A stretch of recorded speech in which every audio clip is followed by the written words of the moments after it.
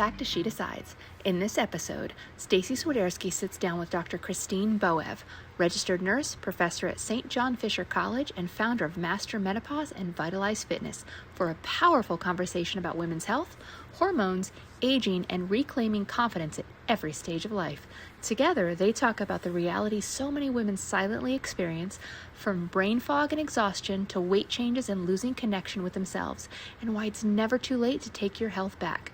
This conversation is honest, empowering, and full of insight for women who are ready to feel strong again, physically, mentally, and emotionally.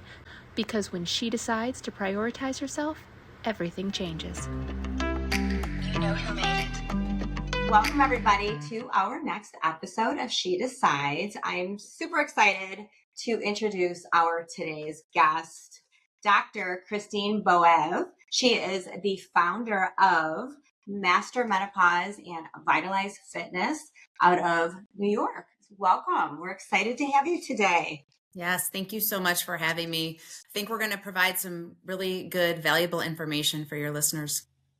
Absolutely, especially the majority probably being all females, although I know we have some males that listen. We get some really great feedback. But yeah, thank you again. This is going to be really interesting. And like I said before we had joined, especially for me, so I'm like a little sponge here. I'm going to geek out a little bit, listen to everything that you have to share. So you Vitalize Fitness. Can we talk about that first? And then we'll jump, because it's all how it all kind of combines. Is really fascinating. So I'd like to talk about that. And so you established that, was it about 3 years ago? I did. Okay. So a little backstory of my personal journey through health. I'm 51 and, always considered myself to be a healthy person, but going through my early 40s, especially like 41, 42, like something shifted and I felt very unhealthy, not only because I had gained some weight, but I felt very inflamed, brain fog, just wondering like what is going on here. And so as a scientist, as somebody in the healthcare space, I was like, number one, this is unacceptable. And number two, we've got to figure out how to fix it. And so I really turned to science to better understand what happens to females when they go through perimenopause and menopause, and what needs to change in terms of our day-to-day maintenance of how we maintain optimal health. Because I'm sure back when that had happened, you probably did the, checks and balances, looking at your diet, looking at your exercise, things that you can control. I'm assuming that's probably where you probably started, like most people would. Right. And historically, in your 20s and your 30s, you can pull different levers to offset. Like maybe you go on vacation, you put on a few pounds. It's like, okay, I'll just, work out a little bit more, eat a little bit less. And what happens when you get older and your hormones start to shift is those levers don't work anymore. So you go down this path of feeling discouraged and frustrated and just what's happening to me, because the do more, eat less doesn't work anymore. Right. Absolutely. So with that, did you feel that, obviously emotionally it takes a toll, because you just start thinking what's going on and then deep diving. And as you looked into it more, especially with your background in medicine, did you find this to be a common situation among women, that sometimes they go many years without really figuring it out, in their 40s? Because, I think menopause, and I think, 50s and up, and so you don't sometimes think about it, at that age.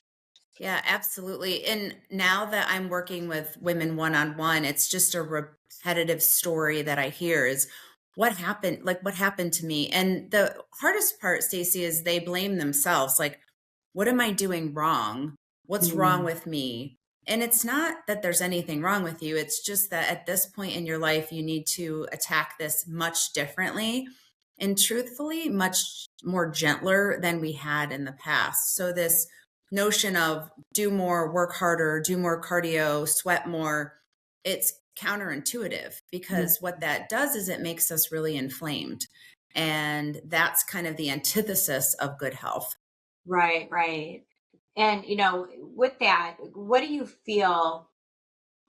Do you feel like the women that you've talked to when you're doing these one-on-ones, do they all have the same symptoms? Like, and I want to make sure that I'm asking the right questions too, because this is just really interesting.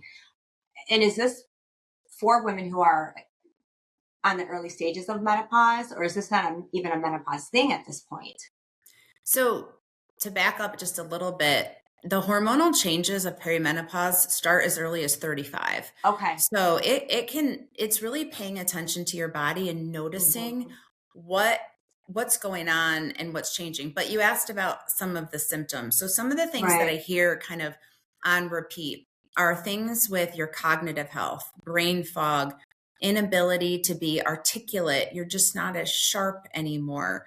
And a lot of that has to do with your sleep and sleep disturbances and not getting a really good night's sleep. So then when you wake up, you're feeling really tired. So Mhm. that's kind of the one of the common things. And then secondarily is, okay, I'm gaining weight. Most of the weight gain is in my midsection, and all of the things that I used to do before aren't really working anymore. So those are kind of the common, and they're two totally different things. Your cognitive health, your mental health, because then you're like feeling depressed and discouraged and anxious, Mhm.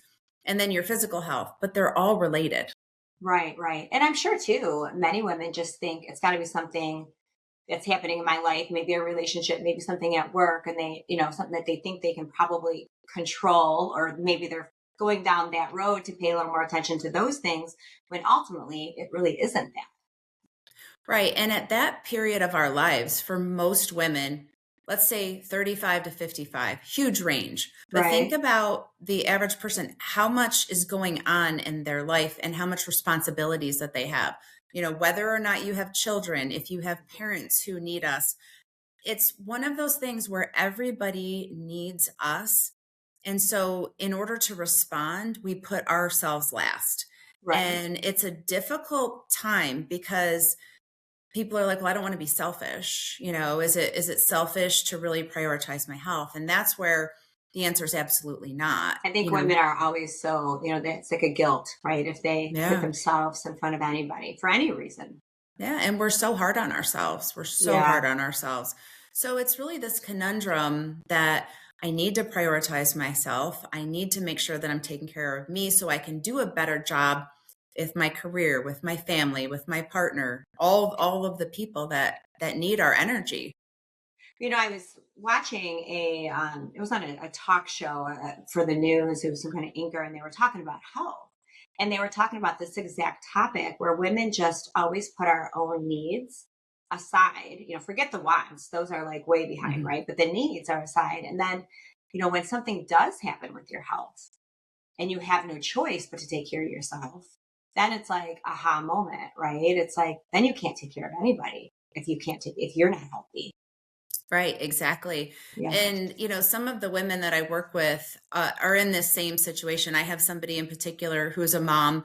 She is morbidly obese and is just continuing to put it off, put it off. Well, she ended up in the hospital last month and she's Mhm. like, okay, Christine, like, this is my wake up call. Like, I have to do this. Yeah. And it doesn't have to get to that point if Right, we right. can figure out what our roadmap looks like to optimal health, because the truth is it's super simple. It's just It is. putting Yeah. boundaries around your time. Right, right. And I think, we all have the same 24 hours in the day, right? We have to prioritize ourselves, even if it's just a little bit more than what it was before.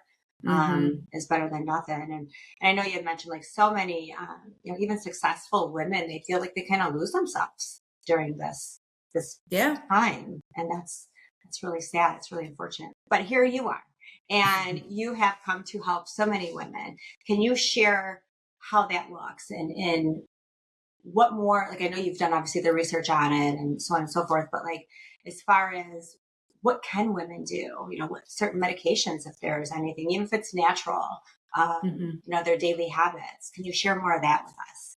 Yeah. So I think just like what you said, your daily habits are the most important thing that are going to dictate what your outcomes look Hmm. like. And I always say, show me the last 100 days of your life, and I will show you the next 100 days of your life. And we can kind I of love create that. a roadmap because it's so true, right? But Yeah. your habits are built one day at a time. So for women 35 and above, a couple things that we need to stop doing that I see is we need to stop doing so much cardio, because what happens is it doesn't change our body composition. So Staci, most women, they need to lose body fat and put on muscle. And Yep. that is not the same thing as losing weight. That's And right. so, and we're so focused on the scale, but it's the wrong instrument to measure what we're trying to do.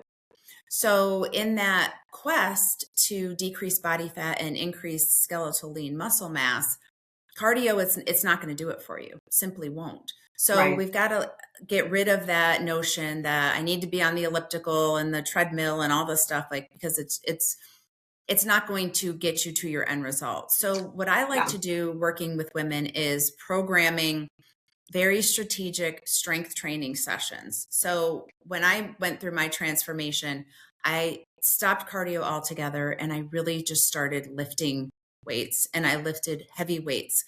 And it's remarkable what happens when we get on a program that is built for a woman, and it helps us to really change our fundamental composition of our body.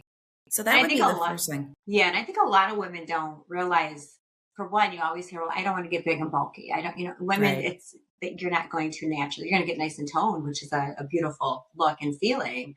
And also you burn calories, muscle, when you're building those muscles, that's also a form of losing weight as well, but you're doing it in the right way. Yeah, muscle is your longevity organ. So the more muscle you have on your frame, the more metabolic you are, meaning you're going to burn more calories at rest, just like you alluded to. So it's really important. And I will tell you guys, it is impossible to bulk up like a bodybuilder without being super intentional. That is a hard unless thing you're literally to do. taking testosterone and Like it's nearly impossible. So I think that's the first thing. The second thing I see women doing is they're under fueling. So, we've been told that we have to restrict what we eat, restrict our calories. And the truth of the matter is we've got to eat the right proportion of carbohydrates, proteins, and fats. And feed that muscle. Feed the muscle. I always say we're like an exquisite sports car, and that sports car needs perfect fuel. And so looking at food as fuel instead of some sort of reward is a really important paradigm shift, so that we're not thinking like we look at a Krispy Kreme donut and be like, well, I really want to eat that. Your body gets used to good fuel. So then you look at things like that and you're like, I don't want it. It's just not that appealing. So your body knows what it needs in terms of fuel. Like your brain is speaking to the muscle almost in your body. Yeah. It just takes time. It takes time to recondition those habits and gravitate towards things that fill our tank in a way that is healthy and optimized. And another thing, just if you hear of quick fixes and cleanses and, detoxes, I would run the other direction. This is a long game, and it takes time. And so you have to be really patient thinking about your next 100 days. What do they look like? And it's using that concept of strategic patience to know that the weight's not going to fall off overnight, because it probably took you a long time to put it on. So we've got to be really patient taking it off. Yeah, absolutely. And I think with anything, good that comes along the way with any kind of success, whether it's whatever it is, weight loss or whatever you want to, whatever your goal may be, but you have to have that consistency. Exactly. It's just consistency, and it becomes that habit like you had mentioned. So yeah, for sure. How do you feel that, like, how much do hormones, just itself, let's say if you're not overweight, and just hormones in general, how do you feel like that impacts somebody's confidence, or their identity, their motivation? Yeah. So there's a lot of great research around hormone replacement therapy for women, and we're finally past the ramifications of the 2008 Women's Health Initiative, which was really an unfortunate use of science, because basically the studies were debunked. And that was when people like our moms, were told that hormones were going to give them cancer and they shouldn't use them. So we have a whole generation of women who went through perimenopause and menopause without any sort of hormone replacement. And they missed out on all of that. Yeah. That And opportunity. they really suffered, because now what we know is hormone replacement therapy helps protect your brain, helps protect your heart, and is associated with a longer life. So I think that's a conversation that everyone needs to have with their provider and weigh the pros and the cons. What we know is that if you're somebody who's healthy with, very little risk, it's the pros are going to outweigh the cons, but there's still a lot of misinformation and there's a lot of fear around hormones. And I'm hoping that changes. It seems like we're shifting in the right direction, but it's going to take time. There's another whole generation of prescribers who have never prescribed hormones before, and they need to go through that training in order to get on board with what that looks like. Right. And I think just, obviously with advocating for this, and now with the resources that we have today with podcasts or social media or what have you, I think the more women that can advocate for it, obviously the better. And we can, like you said, debunk, the statistics from years ago. And which I don't even know if they were really, can you call them statistics? Yeah, it was a lot of publicity and a lot of fear. Right. And I think everyone needs to do their own research and again, talk to your own provider and figure out what's right for you. There's some women who are like, you know what, I'm good. Like, I feel fine. I don't need anything. That's great. It's an individualized choice, but it should be a choice that is available to everybody. Right. Absolutely. Let's talk a little bit more about your fitness, the Vitalize fitness. Do you do training then, and is it all grouped together? So, with the encompass of the master menopause, and is that kind of your main focus, or share more about that? Yeah. So Vitalize Fitness is kind of the umbrella. And then underneath that is the Master Menopause program. So I actually train men and women of all ages. So I've got some really young men and women, and then I've got some much older, but then kind of my secret sauce, my specialty is really perimenopausal and menopausal women. So for Vitalize Fitness, I do all of my training remotely. So you and I work together through my app, and it's a lot of accountability, because I think that's the big thing that people need, right? Like, especially when it's remote like that. Yeah, you can go on ChatGPT and say, hey, build me a great program. But the question is, are you going to do it? Right. And so I work one-on-one with men and women, and I program their nutrition. So I look at everything that you eat. I program their workouts, and then we meet regularly to make sure that everything is going according to plan. And I will tell you that if you do what I'm asking you to do, you will have tremendous results, because it's science, right? And, some people are like, I don't know, I think there's something wrong with me. There's nothing wrong with you. It's about execution and consistency. That's really it. Right. And then to have how often do you do your check-ins? Or is it just weekly? Depend on, okay, so you do. So yeah, they have to be accountable there, right? Absolutely. Can you tell when everybody's being honest or maybe fibbing a little bit? I mean, so the results speak for themselves. I like to have everybody do progress photos every week and measurements. I'm not a big fan of the bathroom scale, like I said, because the bathroom scale will kind of mess with your head, right? That's right. Yeah. We've been conditioned to assign our self-worth to this number on this stupid instrument. Yeah. And if that doesn't move, you automatically think, well, what did I do wrong? What's wrong with me? This isn't working. And so I'm not a big fan of that. But I will tell you, progress photos and a tape measure will tell the full story. Because, half an inch off your waist is a big deal, and celebrating those wins. People who are like, my wedding ring fits again. I had to buy new clothes. I don't need the extender in an airplane anymore for the seatbelt. Like, there are so many victories and small things that will stack over time. And then what I tell people is, can you please share your journey so that you can motivate and inspire others? Because sometimes we like to keep it to ourselves, and we all need a little nudge. And it's so nice when you've got a community of people that are working together. It's everything. Well, that was going to be one of my questions for you too, is I feel like many women are kind of silent. They keep a lot of this to themselves. So you kind of rolled into one of my next questions is why do you think that? So I think that's pretty common. When you put it out there that you're doing something, right? And that you're on this journey, then you're accountable to everybody who just heard that, right? Yeah. So it really puts the onus on you.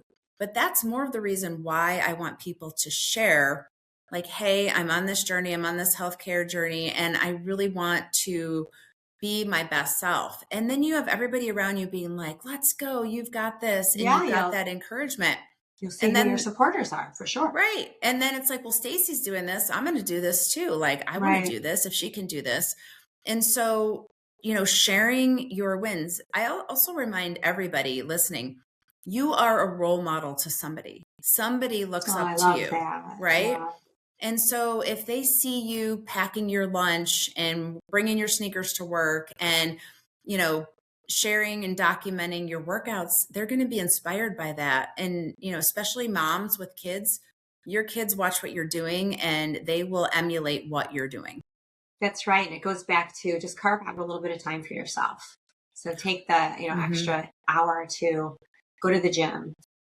Yeah. And it 45 minutes, whatever it is. Yeah. It doesn't have to be long. None of us have all of this extra time. So, my workouts are 45 minutes. That's it, in and out. And you can get so much done in 45 minutes that will transform your body. Nobody has time. And, sometimes it's just get a couple pair of dumbbells, some resistance bands, and work out in your basement. And it is just as effective. It's just being consistent. And you know how you feel after you work out. Like you can go into the gym and you force yourself to do it, or, start a workout and you're just kind of like in a kind of a frumpy state, you're just, But after you get it done, I feel like all that really has lifted. You just feel much more energized. You feel more empowered. It's a good feeling. So I think the hardest part is starting and then getting there. It is. It's starting and then maintaining that momentum. One of the things I do is I have an award every day for my clients, and it's called the early bird of the day. So whoever tracks their workout first gets the award. And it puts you in the driver's seat of your day. If you can get up early, get your workout done, and then it's done. You don't have to worry about fitting it in the rest of the day. And you are in control rather than being in a state of reactivity. Because the other thing that I've noticed with women is we are in a hyperactive state of a sympathetic nervous system that is on overdrive. So we are in fight or flight all day long. And we're not meant to be that way. Right. And it's you're going to eventually burn. You're going to crash and burn if you keep 1000%.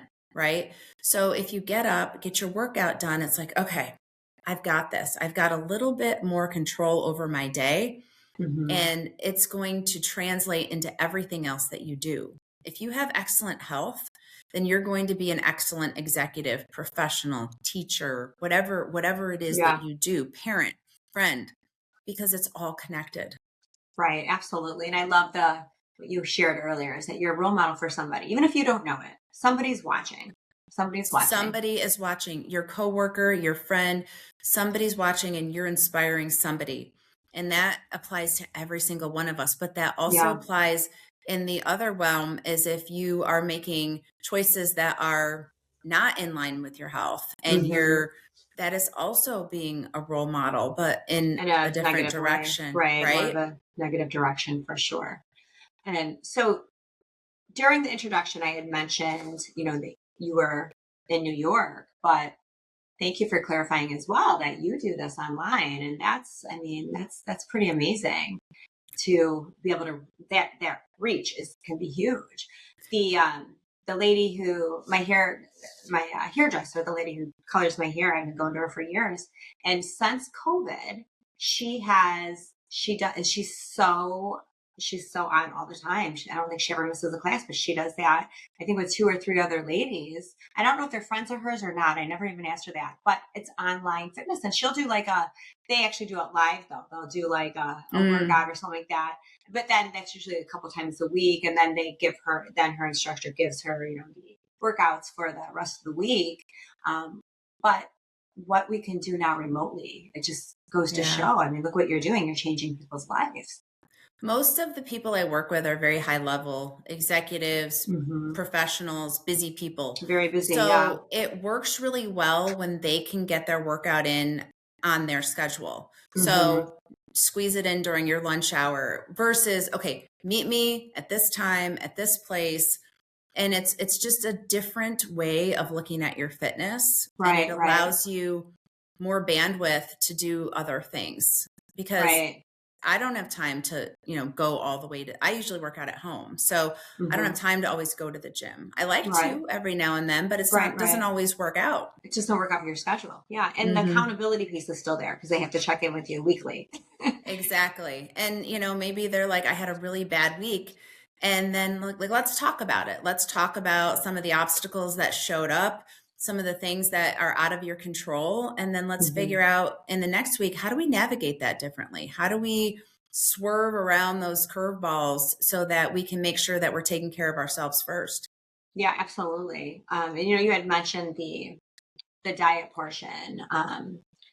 What would you, for example, I'm a vegetarian. So I don't eat meat. I need meat. I'm not vegan, so I don't eat all the other, cheeses and stuff, which probably are not the best all the time. But I do cottage cheese. That's got some protein in it, right? But what would you advise for somebody like that who's not a meat eater? Yeah. So I do have a couple clients who are vegetarians, and they are able to hit their protein goal. We just have to be a little bit more strategic. So for everybody, regardless of what your diet is, I recommend a high quality post-workout protein powder. And the reason that's really important is when you go to the gym and you lift weights, you're creating tiny micro tears in your muscles. And protein powder is the glue that puts them back together. And I'm very particular about what types of protein that I put in my body. I'm very particular about everything I put in my body. So I would just caution your listeners, just don't reach for whatever is on the shelf. Like read the ingredients. Bar or something that you may see at the checkout line at Walgreens or something. Yes, exactly. Because especially the bars, you look at the ingredients and maybe there's like 10 grams of protein, but there's also 30 grams of sugar. Yeah. And like, that's not a protein bar. That's false advertising. So I would say the first thing is immediately post-workout, have a high quality protein source ready to roll. And then your goal is about 30 grams of protein per meal.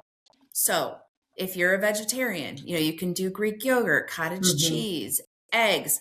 I'm not a big fan of the soy products, the Beyond, the Impossibles, things like that.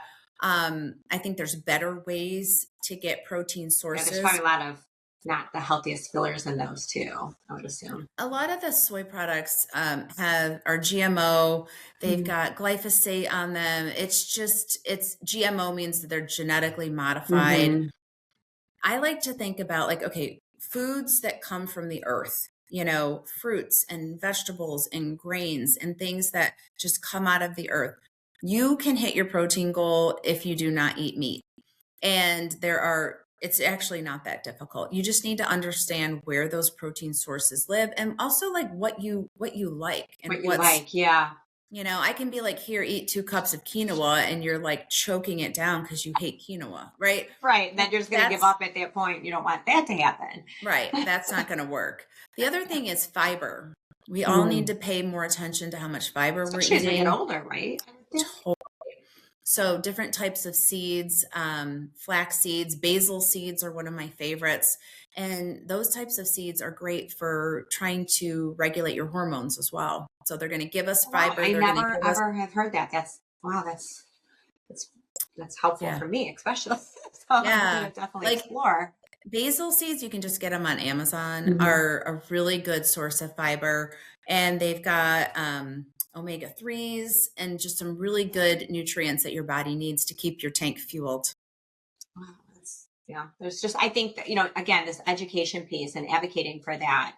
I mean, when women maybe are, they're going through this stage in their life, and when they start, I can imagine, and I'm sure you see it every day, sprinkling in even some of these habits, and then they start seeing this could be a really great solution. And just naturally, you keep it up. Like we said, consistency. I'm sure many women feel like a whole new person, after being consistent for a while. Yeah, because it gives you control over something that has been out of control.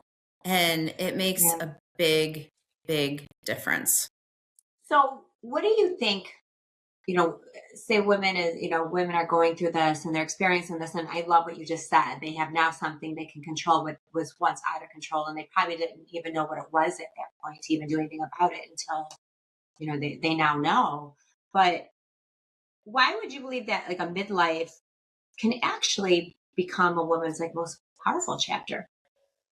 Yeah, I believe that it is entirely possible to get better as we get older. And I completely reject this notion that there's any sort of decline with age that we should just accept, right? And so if that gives us so much to look forward to, right? Because we always hear the opposite. Yeah. Or we hear, men, they look, as they age, they even get better looking, and women just blah, blah, blah. And so this is like, that's also another powerful, phrase that we may have to quote that. I think it's a quotable quote. Like I said, I'm 51 and I've never felt better. I've never felt more aligned with my purpose and my values. As you get older, you also care way less about what other people think. You're a much more Isn't that the truth? Oh, girl. You're a much more independent thinker, and you aren't afraid to just say what it is that you believe is your conviction. And for me, it's all based on purpose. My purpose is to help as many people live a long, healthy life as possible. And so everything I do is in alignment with those values. And that is really important. And so you can get a 51-year-old that has never taken care of their health. And the good news is it's never too late. Nobody's too far gone. Nobody's a lost cause. There are too many opportunities to regain your health. And the other thing I would say is it's all related to chronic disease and illness. So the 4 things that are going to kill us if we don't get hit by a truck are cancers, metabolic disease, Alzheimer's, and heart disease. And those are all related to inflammation. So that's really interesting. Yeah. Say Alzheimer's, we'll talk about that for a minute. Do you feel that is something that can be avoided, or maybe even pushed off a little longer term if we are taking better care of ourselves? Absolutely. So another name for Alzheimer's is type 3 diabetes. And the reason is that when you have metabolic disease, meaning your blood sugar is not controlled, your insulin is high, you've got insulin resistance, you're becoming a type 2 diabetic, your brain is getting damaged through that cycle of high sugars and high insulin. And so if we're able to control our metabolic health by maintaining good lean muscle mass, maintaining a lower body fat, then our risk of diabetes is going to plummet. And by proxy, our risk of Alzheimer's disease is also going to go down. So there's a lot of great research now related to things that we can do beyond exercise and diet that will decrease Alzheimer's. One of the supplements that I'm obsessed with is creatine. And there's some great research around brain health and creatine. And so I recommend for my clients that everybody takes it, and they take it every single day. And it's not because we want to have big muscles. It's because we want to have happy cells and brain cells in particular. So with creatine, I know there's always like a powder that you can put into is there any other, what other ways can you take that? Is it in a pill form? Is it in a food form? And excuse my ignorance. I just know my husband and my sons, workout, so they have the creatine. And I've never thought to ask them that, but now knowing that there's Yeah. much more to it than just your gym, regimen, then are there any other forms that comes in? So yes, but you need to start adding it to your coffee every day, 1 scoop to your coffee, because women Does it need have it. a taste to it? Like, does it have, Well, like, would you even notice? probably. So the one that I use is completely tasteless. I put it in my coffee every morning and it tastes like nothing. The best creatine is to get the powder form. Okay. Because they've done some studies on some of the pills and the gummies. And this one in particular, they looked at what was inside creatine gummies, and in some of them there was no creatine. So, oh my goodness. Well, yeah. So it's better just to do the powder, and it's like a little tiny scooper. Like it's not much at all. It's real tiny, and it's obviously, like you said, it's also natural, so they're not going to. Like you Yes, said, and with especially since you don't eat meat and creatine is mostly found in red meat, it's important that you supplement so that you get enough of it.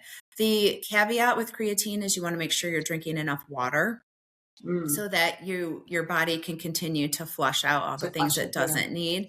But the powder is really what I recommend. It's the best absorbed in the purest form. What is the kind that you said that you have that doesn't have taste to it? What can you share? So yeah, absolutely. I work with First Form. It's a company out of St. Louis, Missouri. Okay. And all of our products are third party tested. So we make it and then we send it to a lab and they're like, yep, that's what it is on the label. So it's very, all very matches up. It all matches up. So if it's creatine, it's creatine. So, and it's just a plain creatine monohydrate in a powder form. And you said there's really no taste to it. You can put it in your zero coffee, taste. you wouldn't even know. Wow. Yes, there's no taste at all. Start that because I'm a big coffee drinker in the morning and not eating meat. And then, I definitely have to work on my water though. Not a water. The water is important. Even if you put some flavor in it or some electrolytes, like you want to make sure that you're well hydrated because that's, again, cellular health. That's important. Yeah. Yeah. Wow. All this is fascinating. I knew, like, listening to today, I'm like, I'm going to take some of those notes because this is with, as we age and we do start thinking of is this just part of aging? But knowing what you've shared, we can do things that really can improve our life. Even if it is something as, it could be mood swings or forgetfulness. It doesn't even have to be the obvious physical or weight gain, things like that. So this is, like you said, being able to be in control of something that you didn't think you were at one point is, I'm sure, very motivating. Yeah, I think so. I like having a plan. I like having, every day I open up my app and it's like, okay, it's Wednesday. Here's your workout. Here's your nutrition. Love it. And that makes your body have to make less decisions because it's made for you. So you don't have that decision fatigue. Right, right. And so you had shared that you have an app as well. Yep. So the app is part of the program. So, if you join the program, then I give you access to my app and you get your own profile. Everybody's workouts are different, so if I have somebody who's in really great physical condition, they're going to get workouts that are a little bit more challenging. If I have somebody who's brand new and only has a couple pieces of equipment, they're going to get a workout that's tailored to what they're able to do. And then you've got everybody in between, right. So it's really customized. Yeah. So that there's no cookie cutter here. Everybody is different because we all have different needs. Right. Different needs. And I'm sure people have just different timelines too. Some may only have 30 minutes a day to where some may have an hour and 10, to apply towards that. So and you can systemize that for each person.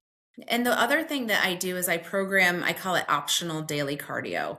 And that's just low impact walking, preferably outside. And again, that's not to burn fat. That's more for your mental health, to get outside, listen to this podcast, cardiovascular health, but it's optional. It's the sprinkles on top of the ice cream. It's not the main course because the main course has got to be strength training. And when you make that shift, you're going to notice dramatic changes in your body composition. So, speaking on the strength training, which I completely agree with you on that. I mean, I've seen women at the gym, all they do is they go in and they just go on the elliptical or the treadmill. And, many of them are very, very thin, but there's absolutely, they just kind of, it's just not a healthy look Right. oftentimes. And then I see the opposite is that's all they do and they're heavy and they just like, they're not losing the weight, and so you automatically think, oh, I wonder what their diet is, or I wonder this, or I wonder that, but you just never see them hitting the weights. It's always just cardio, but you just don't see a whole lot of change happening. So I appreciate the fact that you had mentioned that, because that, again, going back to where women, I think they are more focused on losing the weight, and so they think in order to do that is just cardio.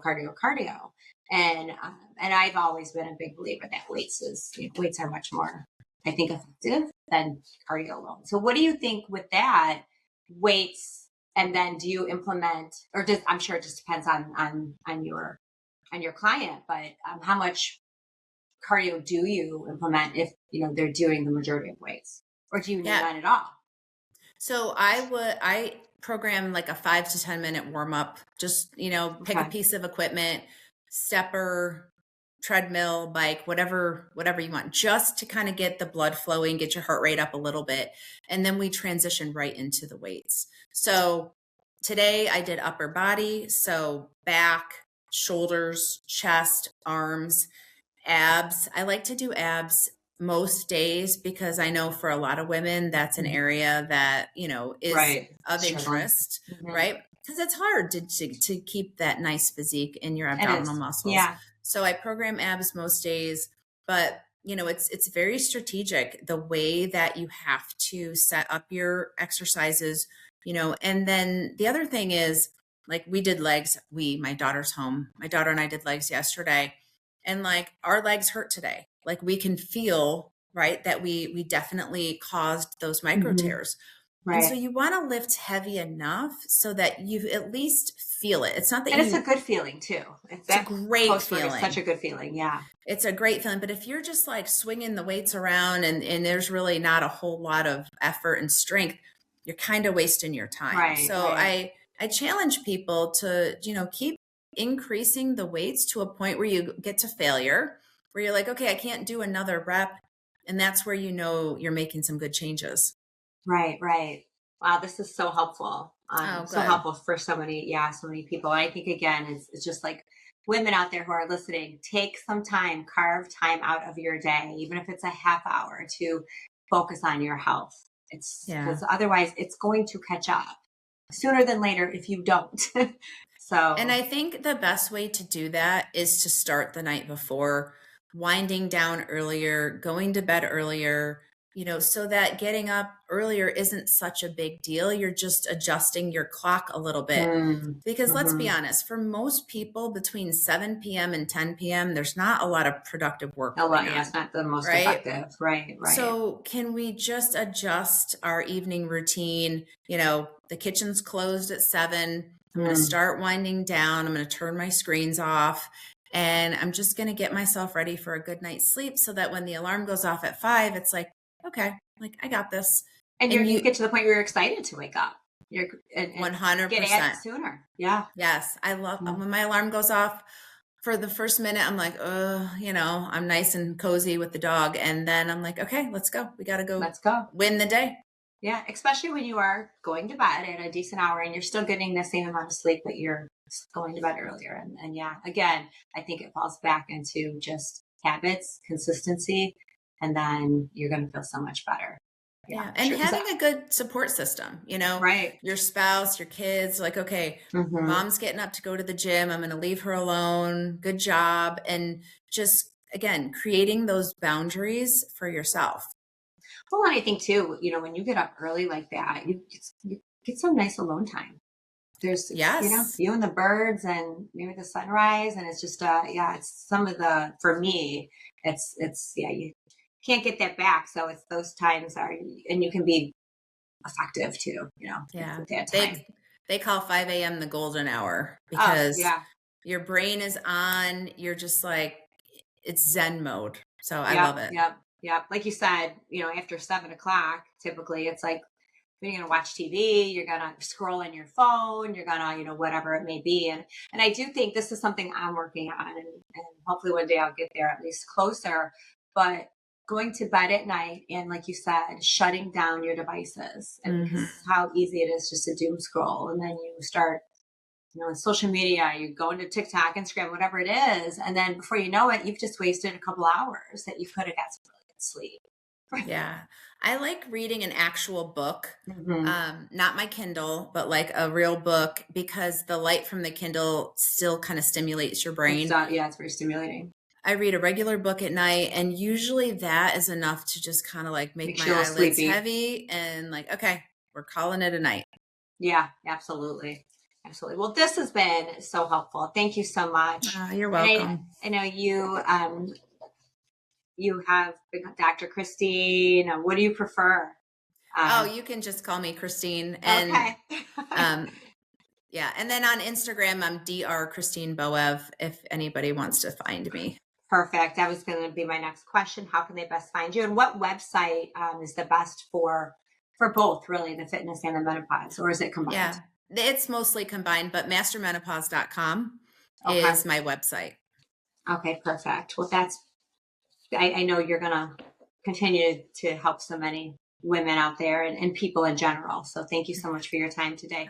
I do like to end our podcast with we call it the She Decides 5. So just 5 quick questions that are fun. Yeah. So, all right, let's go after it. What do you prefer, heels or gym shoes? Ooh, gym shoes. Okay. I figured that one. Coffee date or a girls' night out? Girls' night out every day. Okay. I love it. Morning workout or evening? Morning for sure. Morning. Get it out of the way. Get her done. What about Botox or embrace the wrinkles? Oh no, Botox all day long. I love it. Last but not least, jewelry, gold or silver? What's your favorite color? Oh, I'm a silver girl. Silver. Okay. All right. Well, that was awesome. So thank you so much again. It's your advice and just your expertise, I know, is going to just really be so helpful for so many people. So we really appreciate your time with us today. You are welcome. And it's a privilege to help guide people on this journey. Yeah. Well, we're here for it. So thank you again.